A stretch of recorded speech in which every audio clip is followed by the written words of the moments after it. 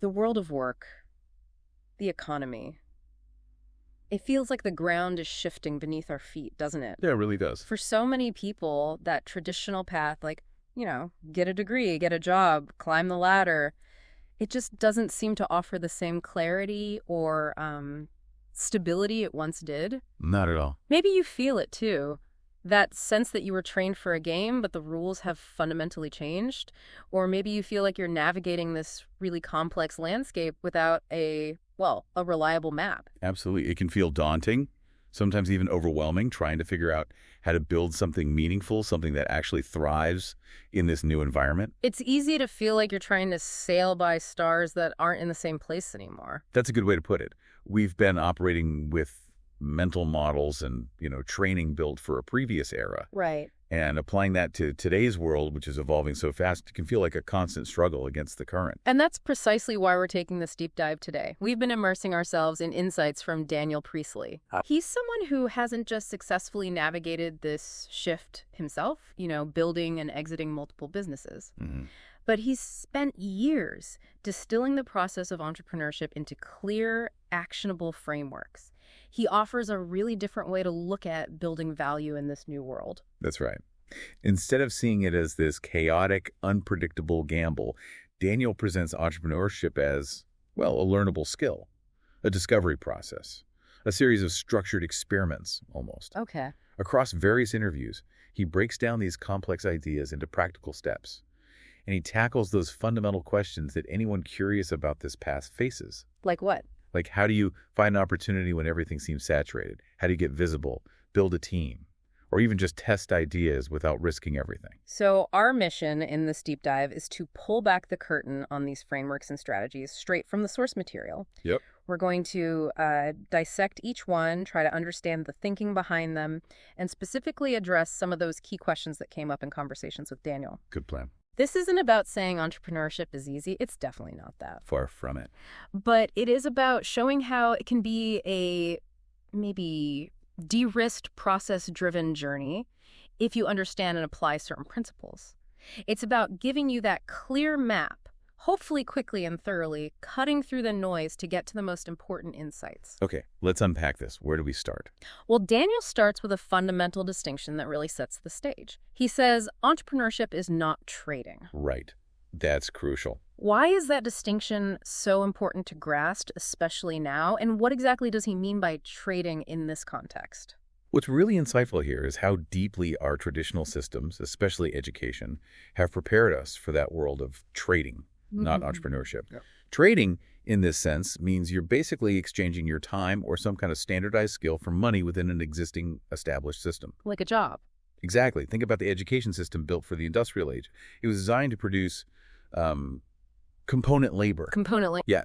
People who are nicely trained, predictable parts, meant to slot into someone else's big machine, whether that was a factory floor or a corporate office. Okay. This was perfect for local economies where most essential needs were already being met by existing businesses.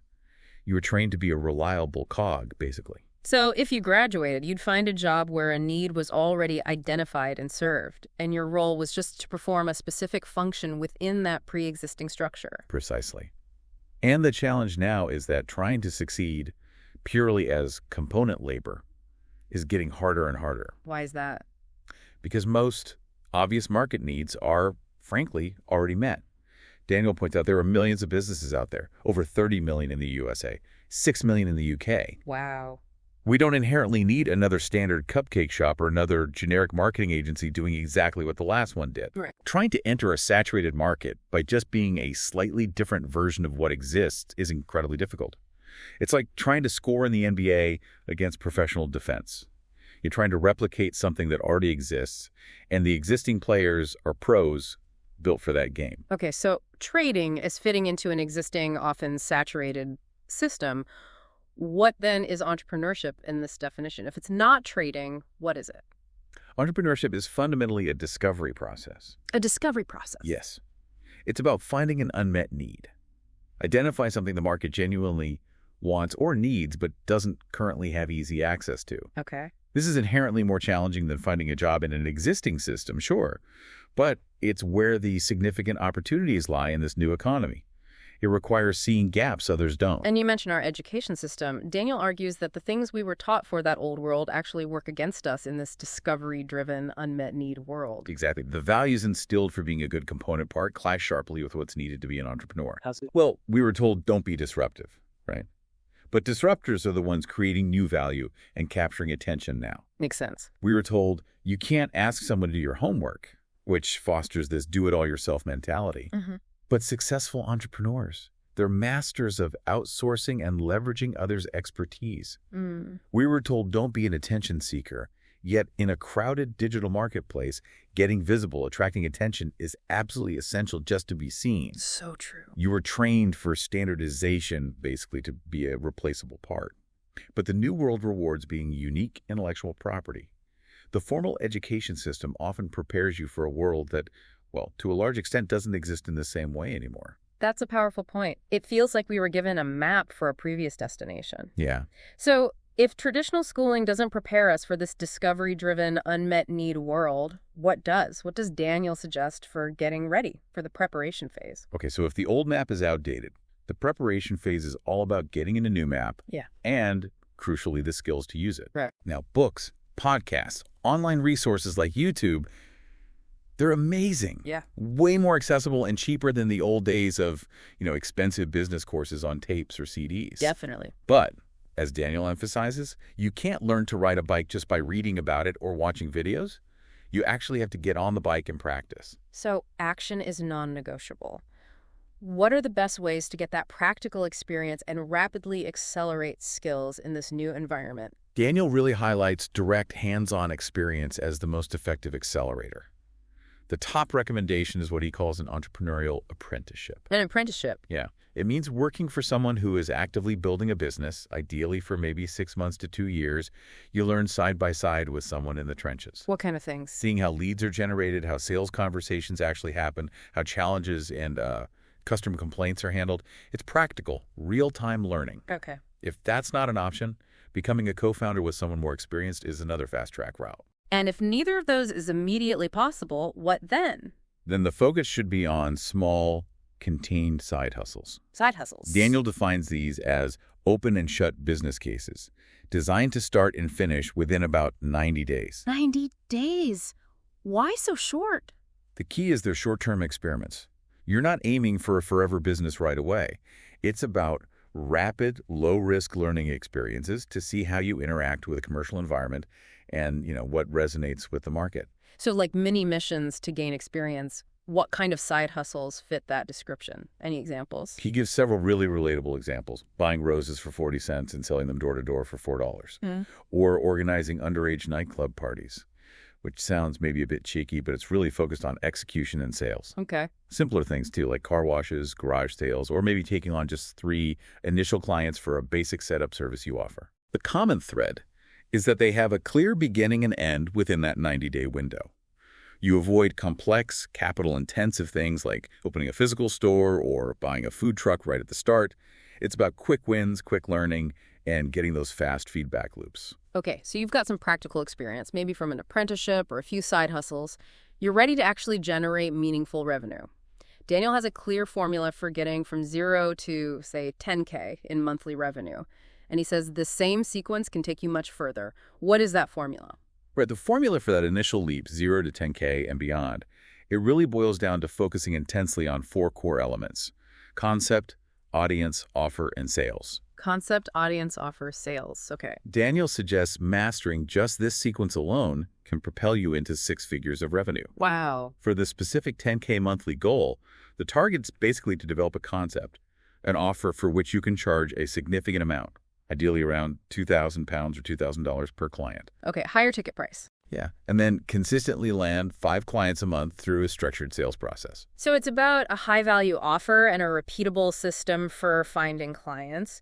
What does that structured sales process involve? The sales process in Daniel's framework is very process-driven, and it's broken down into what he calls LAPS. LAPS. Exactly. Leads, appointments, presentations, and sales. Okay, break that down. Leads are the potential customers you identify, people who might buy. Appointments are the commitments you get from those leads to actually speak with you. Book a call. Got it. Presentations are the conversations where you present your solution or offer and really understand their needs. And sales, well, that's the point where you clearly ask if they want to move forward and become a client. So it's a clear step-by-step sequence, no magic involved. Exactly. Great salespeople develop a rhythm of doing weekly LAPS. And crucially, in the early days of building your business, you are the chief salesperson. Right, you have to wear that hat. You have to embrace learning and executing this process. Daniel notes that this focus on the repeatable process can be a point where some people realize, oh, entrepreneurship isn't just about having a great idea. Yeah. It requires disciplined action, which might make the perceived ease of a day job seem more appealing again. But understanding LAPS is absolutely fundamental to consistently generating revenue. Makes sense. So once you're generating revenue, you're still operating in this world just flooded with messages and options.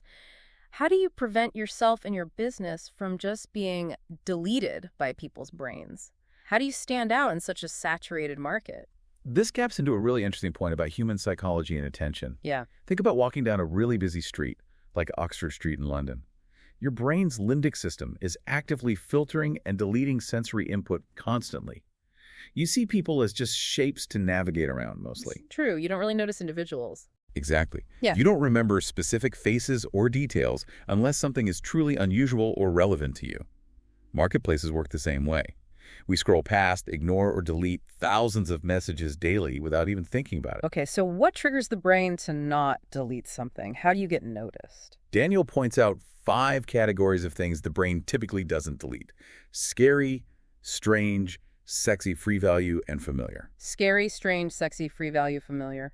Okay. Now, while the first 3, scary, strange, sexy, can definitely grab attention, they're not usually the basis for building a sustainable, reputable business for most people. Right. Probably not ideal long-term strategies. So free value and familiar are the keys for entrepreneurs. Precisely. These are the 2 most applicable and sustainable levers. Free value means consistently giving something away that people would otherwise pay for. Giving away valuable stuff. Yes, but it's not just the value itself, it's also the packaging. Giving valuable jewelry in a cheap plastic bag feels, well, cheap. Put it in a beautiful box, it feels precious. You play. The value needs to be real and presented well. Think of this show we're trying to give away synthesized valuable insights and conversations for free. That's an example of free value. Okay. And familiar. The second is familiar. This comes from consistent presence and interaction. Daniel uses the 7-11-4 rule. 7-Eleven? Yeah.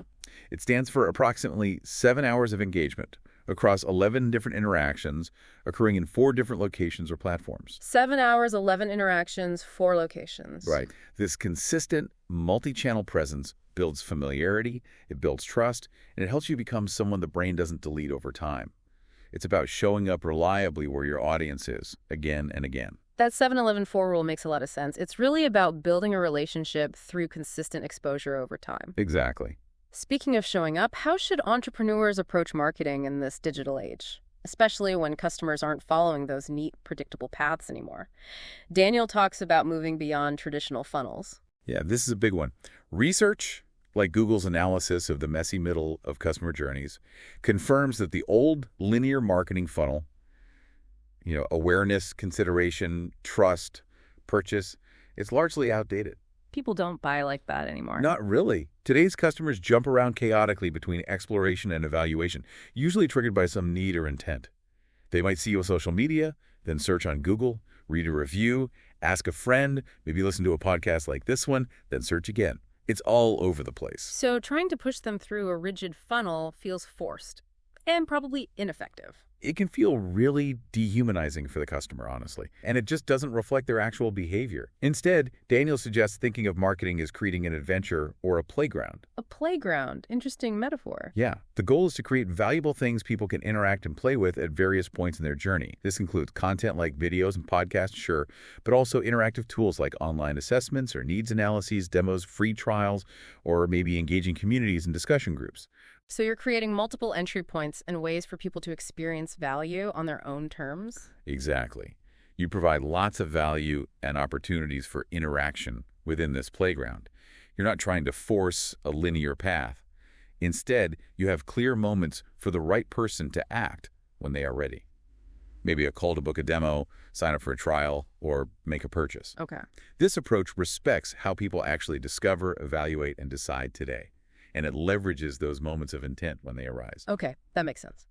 Now, before investing heavily in building a full product or service, you obviously need to know if your idea has legs. How can entrepreneurs test their ideas quickly and cheaply? Minimize risk and avoid that paralysis of commitment. Oh, testing is absolutely vital. So many people get stuck because the idea of committing years, their reputation, and potentially significant money to an unproven concept is, frankly, terrifying. Understandably so. Fast, cheap experiments allow you to get market feedback before you're fully invested. It sharpens your idea and de-risks the whole process significantly. What are some of the most effective testing methods Daniel recommends? What works well? One of the most powerful, particularly in the really early stages, is using waiting lists. Waiting lists, like for a new product launch. Exactly. Think about Elon Musk using waiting lists for the Tesla Model 3, or the Cybertruck proving massive demand before ramping up production. Or Rolex. For many models, they're essentially selling the waiting list, not just the watch itself. The desire comes from being on the list. What's the psychological power behind a waiting list? Why does it work so well? It's a micro-commitment.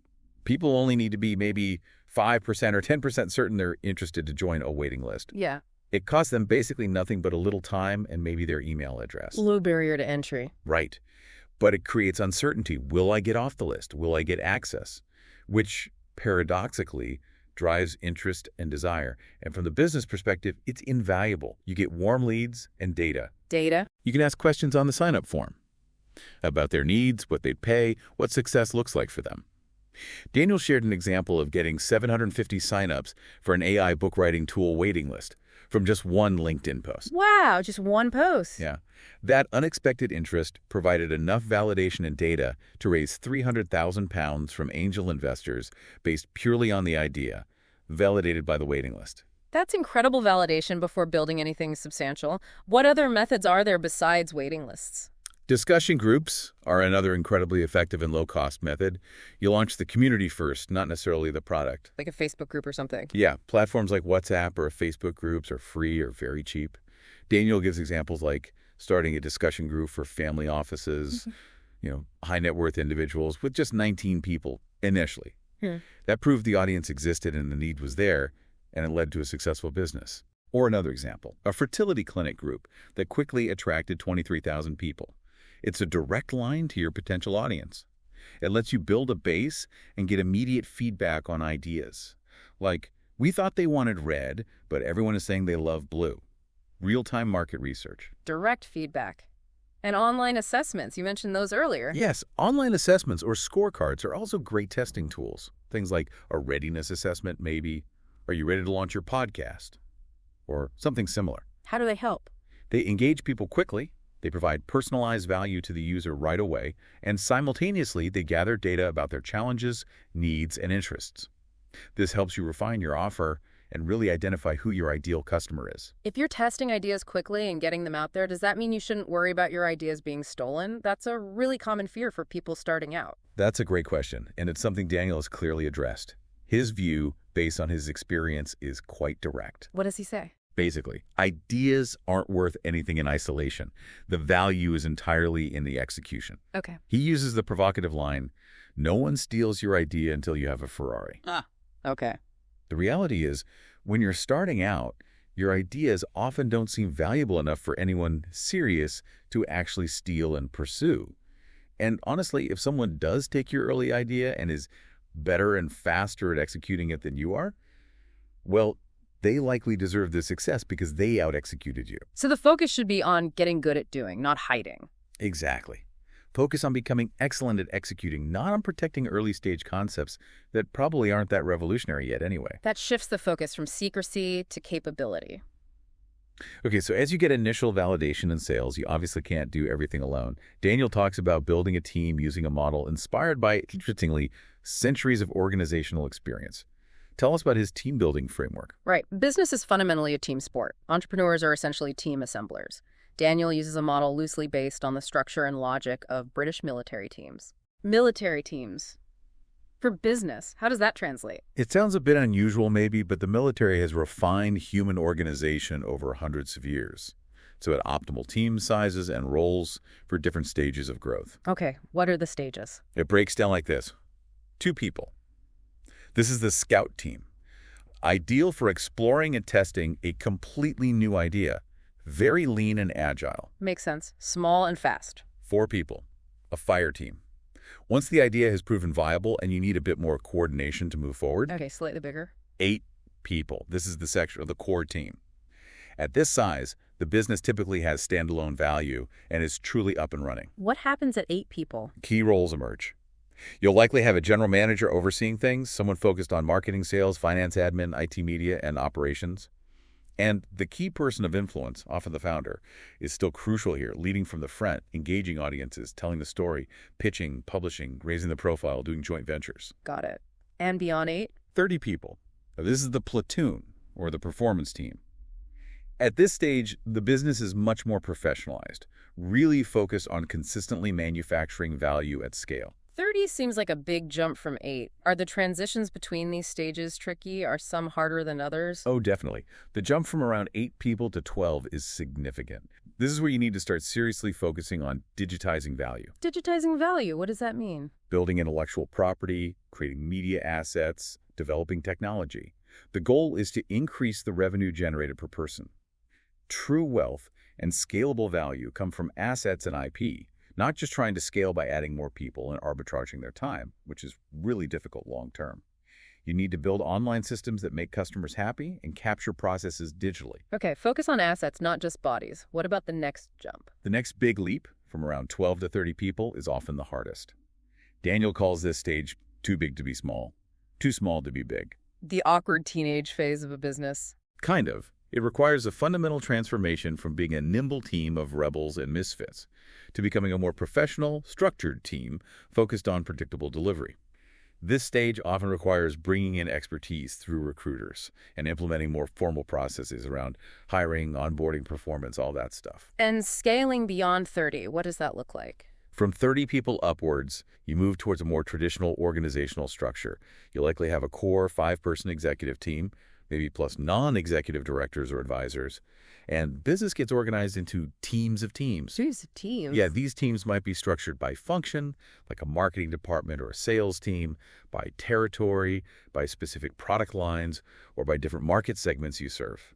Daniel notes that reaching significant scale, like, say, $1 million a month in revenue, often requires a team closer to 40 or 50 people, although there are exceptions, especially for highly viral digital businesses with massive online audiences. That military structure provides a surprisingly clear pathway.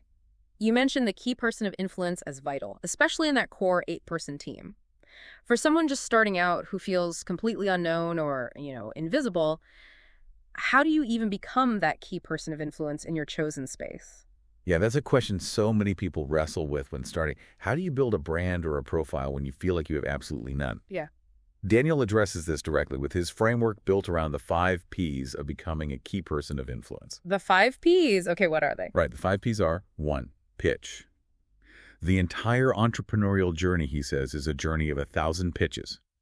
You have to get relentlessly good at articulating your idea, your vision, getting people excited to join you, whether that's potential customers, team members, or partners.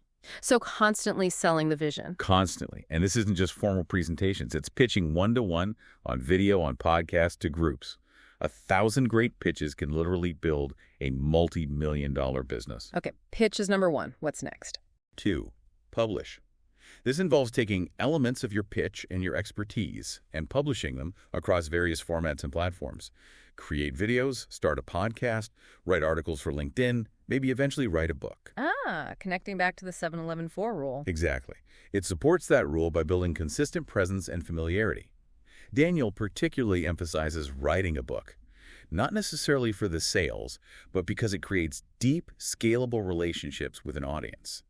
He calls it a parasocial relationship, where your ideas get deeply embedded in their minds over hours of reading. Interesting. Pitch, publish. What's number 3? 3, productize. This is about structuring your offering so it feels like a valuable product or package, rather than just selling your time or a generic service. We touched on this briefly, and we should definitely dive deeper into how you productize early on later. Okay, we'll come back to productize. Number 4. 4, profile. This is the conscious effort to raise your visibility and enhance your reputation within your industry or niche. It's about actively seeking opportunities to be seen and heard by the right people. Getting yourself out there. Yep. And finally, 5, partnerships. Collaborating with other individuals or businesses through joint ventures, affiliate deals, or strategic alliances. Right. This leverages existing audiences and credibility. Right. Daniel's early London dinner party example is a masterclass in this. He gathered influential people, pitched his idea effectively. I remember you mentioned that. Yeah. He booked 28 one-to-one meetings from that single event, which led to 20 joint venture deals and millions in early sales. It was pure leverage through partnerships, fueled by his pitch and profile. That London dinner party really highlights the importance of the ask, doesn't it? If conversations are the bridge between you and your goals, then knowing how to ask seems paramount. Daniel talks about having a personal rule to make 3 calls every day since he was 18 and mentions cold outreach. What makes an ask truly effective, according to him? This is where Daniel introduces a really powerful concept. The best asks, the most effective ones, are delivered with or without you energy. With or without you energy. What does that mean exactly? It's not about being arrogant. It conveys genuine confidence and momentum. It basically says, look, this project, this idea, this opportunity, it's happening. I'm building something significant, and you have the chance to be involved and participate if you choose to. Okay. It demonstrates that you are a key person of influence, someone who is going places regardless. And people are naturally drawn to be part of something they feel has momentum and inevitability. So it's the complete opposite of needing their validation or approval. Precisely. The worst asks come from a place of desperation, insecurity, or neediness. Oh, please, I desperately need you to say yes, otherwise I don't know what I'll do. That energy is actively repelling. Yeah, you can feel that desperation. Right. The London dinner party had with or without you energy. Daniel was clearly moving forward with or without any single person there, but he was offering them an exciting opportunity to participate in his momentum. People want to jump onto a train that's already leaving the station, especially if the conductor seems confident and capable. This same energy is part of why waiting lists work so well, too. Joining is just a micro-commitment, and that inherent uncertainty of getting selected actually adds to the draw, making people feel like they need to act to be part of something that's definitely happening. That makes a lot of sense. Beyond frameworks and external strategies like pitching and partnerships, Daniel also emphasizes the internal game, things like mindset and purpose. He talks about origin, mission, vision, and also the 3 mindsets: reptile, autopilot, and visionary. How do these inner aspects drive or hinder entrepreneurial success? Yeah, the internal stuff is huge. True sustainable passion and drive in entrepreneurship aren't just about liking a topic or wanting to make money. Daniel argues they stem from the deep alignment of your origin, mission, and vision, OMV. OMV, origin, mission, vision. Explain those. Okay, so your origin is your unique personal story, your background, the experiences that shaped you. Your mission is what you are currently dedicated to achieving or solving in the world through your work right now. And your vision is that clear, compelling future outcome you are working towards, the thing you envision celebrating years down the line. And when those 3, origin, mission, vision, are in sync, what happens then? When your personal story, your current work, and your future vision are profoundly aligned, it gives you a different kind of energy and presence. You just carry yourself differently. How so? This alignment is magnetic. It attracts talented people who resonate with your story, who believe in your mission, and who genuinely want to contribute to your vision. And this is absolutely crucial because, as Daniel reiterates constantly, business is a team sport. Attracting the right people who share your passion is key to scaling and, honestly, achieving fulfillment. And what happens when that alignment isn't there? What's the opposite? The opposite of this purpose-driven alignment, Daniel states pretty bluntly, is when the primary driver is simply wanting to be rich. Just chasing money. Yeah. That singular focus on personal wealth accumulation, without a compelling origin, mission, or vision that attracts others, is actively repelling. You simply cannot attract the high-caliber team needed for significant success if your sole motivation is perceived as purely selfish. Business success and fulfillment come from attracting people to join you on a shared journey. Okay, OMV alignment is key for attracting a team. What about the 3 mindsets? Reptile, autopilot, visionary. How do we navigate those day to day? Right. Daniel describes these as different states of being or mindsets we can operate from at any given moment. Reptile. This is the fight, flight, freeze, freak out state. It's driven by fear, feeling attacked or wronged. The primal brain kicking in. Exactly. It manifests as tantrums, lashing out, destructive behavior, really low IQ cue reactions. He gives the example of getting absolutely furious over a $40 parking ticket, completely losing perspective. We've all been there. What's autopilot? Autopilot. This is the state of simply repeating the past. Doing what you've always done because it's comfortable or expected. It's functional, sure, but it avoids anything outside the norm. It keeps you stuck in a loop, missing opportunities like declining a speaking gig because, oh, I don't do that. Sticking to the script. And the last one, visionary. Visionary. This is the state of curiosity, resourcefulness, possibility. It asks, what could I do differently here? How can I make this happen? It sees resources as just a conversation away and operates with the belief that reality can actually be bent or shaped. This is a high IQ EQ state. So the visionary response to the parking ticket? The visionary response to a $40 parking ticket might be to think, okay, who do I know who needs help right now and would happily pay me $40 to solve a problem for them? It's about resourcefulness, not reaction. Success in the new entrepreneurial landscape clearly requires cultivating and operating from that visionary state as much as possible then. Absolutely. It requires that fundamental belief that the world isn't fixed, that you can influence outcomes through action and communication. Daniel mentions his 14-year-old self's belief that getting to the moon next week was just a matter of making the right phone calls. That's extreme optimism. But that's the essence of the visionary mindset. Seeing barriers as simply conversations or actions away. And environments are critical here too. Putting yourself in environments that lift you up, where vitality and possibility are the norm, like joining a dance class if it energizes you, helps you operate in that visionary state more often. This can even lead to a kind of natural social shedding as you outgrow old circles that don't resonate with that higher energy or possibility thinking. This ties into a broader point Daniel makes about the fundamental shift in the structure of our world, doesn't it? From one based on geography to one increasingly based on digital connection, what he calls the new empire shift. Yes, this is a crucial backdrop to everything else we're talking about. The world is transitioning from the geography-defined systems of the industrial age, where nations, industries, opportunities were largely confined by physical borders, to a digital cloud-based system. And governments, built on geographical control, are really struggling to adapt to things like taxing digital nomads or millionaires who could just easily move their base of operations. Because in the digital world, your community and opportunities aren't necessarily limited by where you physically live anymore. Precisely. The digital world connects people based on shared values, shared purpose, that OMV again, shared interests, not just geographical proximity. The significant entrepreneurial opportunities are increasingly emerging and scaling in this online space. As Daniel puts it, the we is digital. Interesting. So where are the opportunities then? Well, he points to places like the USA as being particularly bullish for performance businesses. Things like software, technology, scalable services, because of its unique digital ecosystem. Whereas locations like, say, Dubai might be more appealing for lifestyle businesses seeking tax advantages by physically relocating. This shift also means a greater onus is placed on the individual. Daniel is quite direct about this. Governments, largely built for the industrial age, are primarily there as a safety net to prevent the worst outcomes. They're not necessarily there to make your life extraordinary. So becoming extraordinary is up to you. Increasingly, yes. Building significant value is something you have to drive yourself.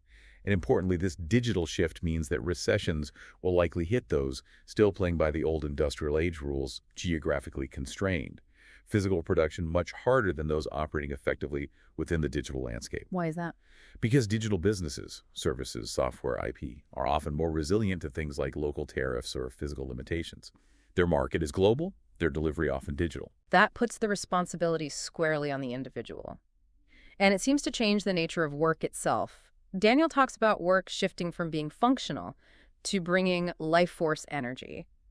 How does this relate to building wealth not just through income, but through assets? Yeah, in the industrial age, the value work was often measured by reliability and function, just showing up consistently and performing a defined task.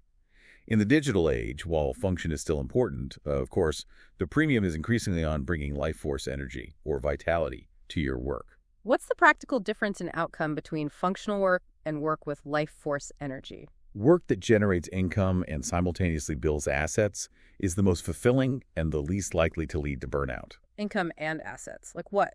Think about building your own business. You earn income from its operations, hopefully, but you also build equity in the business itself, an appreciating asset, or maybe renovating a property. You might earn income from the work, and you build equity in the asset with the property value. In contrast, work that only generates income per hour or per task without building an asset is less likely to lead to long-term wealth or the same level of fulfillment for many people. Like the Uber driver example. Exactly. An Uber driver earns money for each trip, but doesn't build equity in the platform or a transport fleet. The people who truly love their work and build enduring value are often those whose activity is simultaneously generating cash flow and creating an appreciating asset, something where they are the irreplaceable life force. And how does Daniel define vitality in this context? What is that life force? He defines vitality as a combination of two things: being irreplaceable and bringing life force. Irreplaceable and life force. Yeah. It's about finding or creating something where you are the unique, irreplaceable element, bringing energy and life to the project. This involves creativity, ownership, innovation, enrolling others in your vision. It's about full self-expression. Kids naturally possess this vitality, right? They bring energy into a room just by being fully themselves. This contrasts sharply with simply being functionally valuable, like he uses the analogy of a magician's fake thumb. It performs a specific task, but it has no inherent life force. Being in environments that value and encourage vitality helps unlock this within you. We focused a lot on starting from scratch, finding that unmet need. But Daniel also presents an alternative path for those who might not want to begin with a completely blank sheet: acquiring an existing business. How does that work? Yes, acquiring an existing business, especially from owners looking to retire what's called a vendor sale exit, is presented as a very viable and potentially powerful alternative to starting from zero. Why is it appealing, and how can you do it without huge amounts of capital, which is usually the barrier? Well, there are countless businesses out there that are 20, 30, 40 years old. They have established customer bases, they have revenue streams, but maybe the founders are tired and want to exit. They often lack modern energy, digital expertise, or a fresh vision for the future. So you could potentially come in, bring that new energy, digitize processes, build the brand, and unlock significant growth in a business that already has some momentum. Okay, but the money. The key is that these deals can often be structured with no money down, upfront, through vendor financing. Vendor financing. The seller finances the deal. Essentially, yes. The seller finances the purchase price for you over several years, with the business itself serving as the primary security for that loan. Now, this requires strong sales and persuasion skills to convince the existing owner of your vision, your capability, your trustworthiness. Sure, they need to believe in you. And it also requires understanding deal structures, obviously. But Daniel notes that today you can even use AI tools like ChatGPT to help you learn about and structure these types of agreements. So it's about finding a business that might seem a bit boring or tired to its current owner and making it exciting again. Exactly. You can inject new purpose into an established business, maybe linking it to a charity, committing to hiring disadvantaged individuals, building a strong community around it. He gives the Warrior Academy example of setting up martial arts schools in struggling areas as part of the business mission. Right. You're bringing passion and a modern approach to something that might be solid, but perhaps a bit stagnant. It's a path that allows you to potentially acquire a business doing multi-millions in revenue without needing massive personal capital up front, provided you have the sales skills and understand how to structure the deal. Going back to the 5 Ps for a moment, you mentioned productize, and that we'd circle back to how you actually do that in practice, especially in the early stages. How do you productize your value effectively? Right. Productizing value. It's really about creating an experience for your potential customer that feels inherently valuable in itself, like you're interacting with a distinct product, rather than feeling like they're just being subjected to a generic sales pitch. Okay, how do you do that early on? In the early steps, you can productize 2 key interactions. Your demonstration of value, your demo, and your customer needs analysis. How do you turn a demo into a product? It's usually just a conversation or a screen share. You craft a very clear, structured demonstration that goes way beyond just listing features. It should explain the features, advantages, and benefits, FABs. Use research or data to back up your claims, and ideally include an emotional story or a case study showing how it transforms someone's situation. So make it more compelling. Yes, and crucially, the demo needs to clearly show how your product or service provides the path of least resistance from the customer's current reality, their problem or need, to their desired reality, the outcome they want. And it has to specifically address the obstacles they perceive in getting there. Okay. And the needs analysis, how do you productize that? The customer needs analysis is essentially a structured survey or assessment designed to help both you and the potential customer understand if your offering is truly the right fit for their specific situation. Yeah. The key, though, is to productize these steps. Give your demo a specific name, create a dedicated landing page for it, maybe make it an on-demand video or a scheduled webinar experience people actually sign up for. Give your needs analysis a name, too. Call it a scorecard, an assessment, a diagnostic, and put it on its own landing page with the sign-up. So they feel like they're getting something specific. Exactly. By treating these interactions as distinct, valuable products that people sign up for, they feel like they are getting something of value up front. Maybe insights, clarity about their needs, a clear explanation of a potential solution, rather than just feeling like they're entering a sales funnel. It completely shifts the dynamic. This entire journey we've talked about, from finding the unmet need, testing ideas, building teams, mastering mindset, productizing value, it all sounds like it requires really sustained effort over a long period. What does Daniel say about the importance of repetition, finding what you love, and the power of compounding in all this? Oh, absolutely. Reaching consistency, breaking through plateaus, and achieving that kind of exponential growth is rarely instantaneous. It requires years of focused repetition on the core activities that actually drive value in your business. Years of repetition? Yeah. Daniel uses the example of his own podcast. The massive growth in doubling speed didn't happen in the first 100 episodes.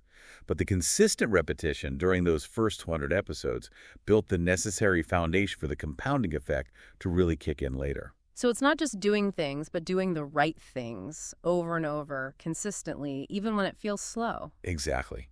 Great. Enduring businesses often figure out one core thing they do really well, and then they fall deeply in love with the repetitions required to perfect and deliver it. Can you give examples? He gives examples like WD-40, Tabasco sauce, the Fender Stratocaster guitar, the Porsche 911, Swiss Army knives, Rolex watches. These aren't businesses that are constantly reinventing themselves from scratch. They found their core offering and dedicate themselves to doing that one thing exceptionally well, refining it over decades, sometimes even centuries. They fell in love with the process, the repetitions. So you need to love the process itself. To sustain that consistent repetition over years, you absolutely have to find something you truly love, doing the core activity that generates income, builds assets, and allows you to be that irreplaceable life force we've talked about. That love fuels the repetition. And that consistent, focused repetition on the right thing eventually leads to compounding results. That's where growth stops feeling linear and can become exponential, eventually dwarfing all the initial effort. It's about finding that core activity that leads to the exponential curve and committing to it relentlessly because you genuinely love the process. Wow. We have covered so much ground today, really following Daniel Priestley's frameworks as our guide. From understanding that fundamental shift away from the industrial age and why our old training can sometimes hold us back, through really practical steps like side hustles, the 0 to 10K formula, how to stand out in a crowded market using free value and familiarity, building teams with that clear military-inspired structure. Yeah, the 2-4-8-30 model. Right. Becoming a key person of influence using the 5 Ps, mastering your internal mindset, OMV, reptile, autopilot, visionary understanding the new empire shift towards digital. It's a lot to take in. It is. Plus the nature of work and assets, alternative paths like acquiring businesses, productizing your early interactions, and finally, that crucial point about the power of repetition and loving the process for compounding growth. It truly presents entrepreneurship not as some mysterious art, but as a process-driven journey you can actually learn and navigate. It really does. The insights distilled from these different conversations give us a powerful map, I think. They underscore that success in this new landscape requires intentional action, rapid testing and adaptation, building strong teams around a clear mission and vision, cultivating that resourceful, visionary mindset, and truly embracing the opportunities presented by the digital shift. It's about being proactive, running experiments, and understanding that the real value lies in consistent, focused execution over time. You now have a pretty comprehensive set of frameworks to guide you based on his thinking. So, as you, our listener, take in everything we've discussed today, maybe consider this final provocative thought. Given the stark difference Daniel paints between the functional, standardized component labor mindset we were largely schooled in and the vital, creative, reality-shaping energy needed to truly thrive in the new economy, how much of your potential right now might be unconsciously limited because you're still trying to play by the old rules in a game that has fundamentally changed?